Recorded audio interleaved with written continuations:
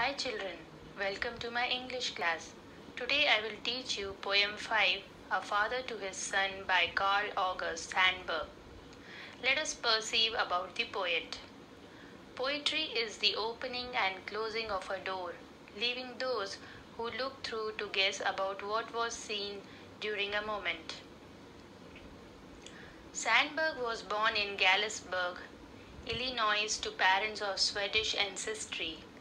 Carl August Sandburg, January 6, 1878 to July 22, 1967, was an American poet, writer, and editor. He won 3 Pulitzer Prizes, 2 for his poetry and 1 for his biography of Abraham Lincoln. During his lifetime, Sandburg was widely regarded as a major figure in contemporary literature, especially for volumes of his collected verse, including Chicago Poems 1916, Corn Huskers 1918, and Smoke and Steel 1920. He enjoyed unrivaled appeal as a poet in his day, perhaps because the breadth of his experiences connected him with so many strands of American life.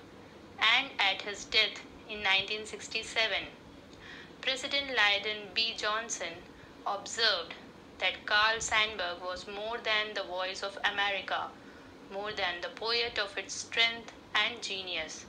He was America. Let's read the poem and understand its summary. A father sees his son nearing manhood. What shall he tell that son? Life is hard, be steel, be a rock. And this might stand him for the storms, and serve him for humdrum monotony, and guide him among sudden betrayals, and tighten him for slack moments. Life is a soft loam, be gentle, go easy, and this too might serve him. Brutes have been gentle where lashes failed. The growth of a frail flower in a bathtub has sometimes shattered and split a rock. A tough will counts, so does desire, so does a rich, soft wanting. Without rich wanting, nothing arrives. Tell him too much money has killed men, and left them dead years before burial. The quest of lucre beyond a few easy needs has twisted good enough men, sometimes into dry, thwarted worms. Tell him time as a stuff can be wasted. Tell him to be a fool ever so often, and to have no shame over having been a fool, yet learning something out of every folly, hoping to repeat none of the cheap follies, thus arriving at intimate understanding of a world numbering many fools. Tell him to be alone often and get it himself, and above all tell himself no lies about himself, whatever the white lies and protective fronts he may use against other people. Tell him solitude is creative if he is strong, and the final decisions are made in silent rooms. Tell him to be different from other people, if it comes natural and easy being different. Let him have lazy days seeking his deeper motives. Let him seek deep for where he is born natural. Then he may understand Shakespeare and the Wright brothers, Pasteur, Pavlov, Michael Faraday, and free imaginations, bringing changes into a world resenting change. He will be lonely enough to have time for the work he knows as his own. Let us understand the summary. Poet Carl Sandburg wants to leave his wisdom to his son, who is at the intensity to begin his manhood.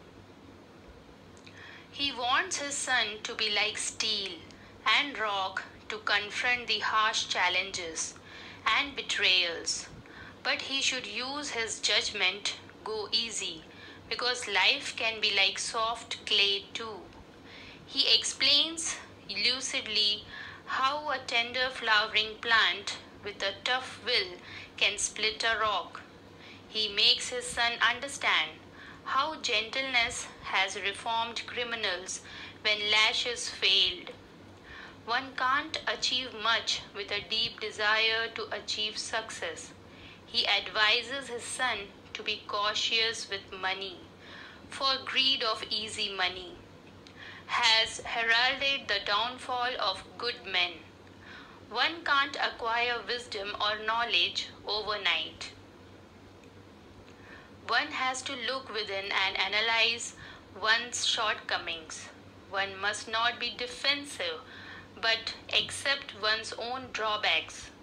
While thinking deeply in loneliness, one gains flashes of insight into one's own self and becomes creative. The best decisions in life are usually taken in silent rooms, if it is natural on one's part to be different. Ignoring criticisms, one can dare to be different. Great geniuses like Shakespeare, Pasteur, Pavlov, and Michael Faraday achieved grand success in their pursuits because they wanted to use their free imagination to change the world in their own way.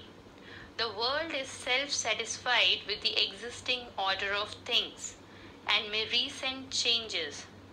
But if one brushes aside the popular bitterness and strives hard with free imagination, one can achieve success like scientists and social thinkers who have transformed the world.